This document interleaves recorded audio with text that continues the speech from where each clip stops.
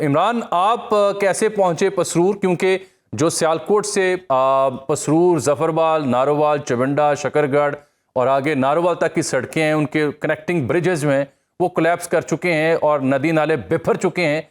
कैसे पहुंचे आप पसरूर? अभी क्या देख रहे हैं आप? देखिए जामी साहब, आप मेरे अकब में जो मनाजिर देख रहे हैं ना, मैं पहले ये बता दूं कि ये कोई दरिया नहीं है, ये अच्छा। नदी नहीं है, ये ज़रई रकबा था। ये डूब गया सारा ज़रई रकबा। और ये ज़रई रकबा सिर्फ जो पसरूर को जाने वाला एक बन है, एक नाला है जिसे नाला एक भी कहते हैं, वो टूटा। उसकी वजह से जितने ये मज़ाफ़ाती ज़रई रकबा था और गांव थे, देहात थे, वो सारे ज़ेरे आब आए। और उसके बाद सिर्फ यही नहीं, जो पसरूर शहर है उसके अंदर भी पानी दाखिल हो चुका है। वो पानी जो है लोगों के घरों में दाखिल है, लोग घरों में महसूर होकर रह चुके हैं। और इसी तरह यही सिचुएशन जो है आगे शकरगढ़ की है, इसी तरह नारोवाल, जफरवाल और करतारपुर तक यही सिचुएशन है। आपको पता है कि सेंटर में जो है वो सियालकोट पड़ता है। सियालकोट में जो रास्ता है वो सारा पानी से भरा हुआ है। इससे आगे हम सियालकोट से आगे जाते हैं तो फिर हेडमराला की तरफ जाना पड़ता है।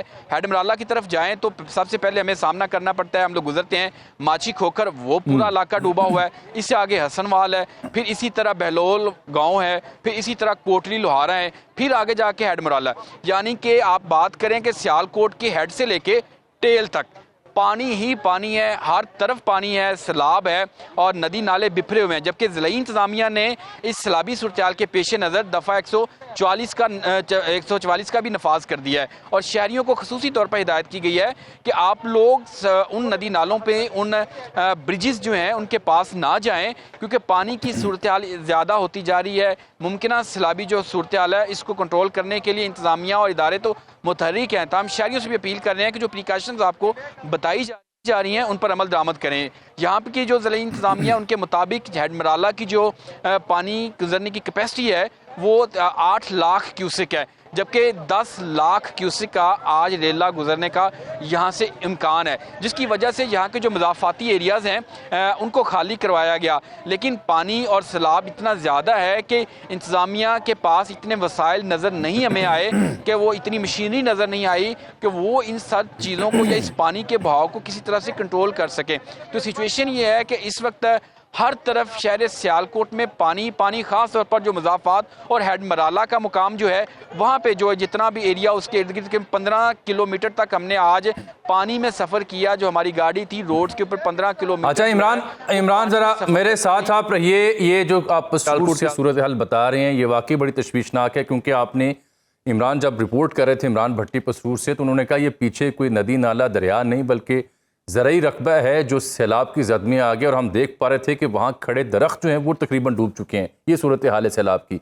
यहाँ जो नाला है कि ये बात कर रहे थे उससे सियालकोट गिरदनवा मुतासिर होते हैं। उससे आगे आ जाएं जफरवाल के करीब तो एक और नाला है जिसे नाला डेक कहते हैं, वो भी भरा पड़ा है। वहाँ भी जो कनेक्टिंग ब्रिजेज़ हैं वो कोलैप्स कर चुके हैं। उससे आगे अगर शकरगढ़ करीब चले जाएँ वहाँ नाला बहीं पड़ता है, वो भी बिफर पड़ा है, वहाँ भी ब्रिजेस कोलैप्स कर चुके हैं, ज़मीनी राब्ता मुनक़ता हो रहा है। और ये 3 नाले जो हैं जो इंडियन साइड से आते हैं और मकबूजा जम्मू कश्मीर से आते हैं, इनकी वजह से सियालकोट से लेके करतारपुर साहब तक की जो इलाके हैं वो बिलखुसूस इस वजह से डूबे। और दूसरी बड़ी वजह 600 मिलीमीटर रिकॉर्ड बारिश है, जो हमारे कॉरेस्पॉन्डेंट्स भी वहाँ से बराह रास्त आपको रिपोर्ट कर रहे हैं। इमरान भट्टी साहब, आप पसरूर सियालकोट से रिपोर्ट कर रहे थे, अगर ज़रई इलाके इस तरह से डूब गए हैं तो ये तो देहाती इलाके हैं शहरों से हटकर, तो क्या देहात भी ज़रे आब आ गए हैं? और देहातों में नकले मकानी के लिए क्या किया जा रहा है?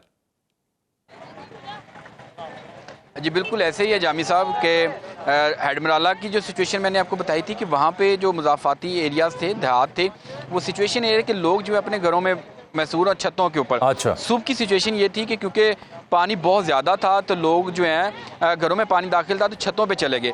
लेकिन क्योंकि गुज़िश्ता रोज़ भी 350 मिलीमीटर बारिश रिकॉर्ड की गई, तो आज सुबह वक्फे से बारिश का सिलसिला जो है वो जारी रहा। तो जो लोग बेचारे छतों के ऊपर जिन्होंने पनाह ली हुई थी उनको बारिश की वजह से भी मुश्किलात का सामना करना पड़ रहा था।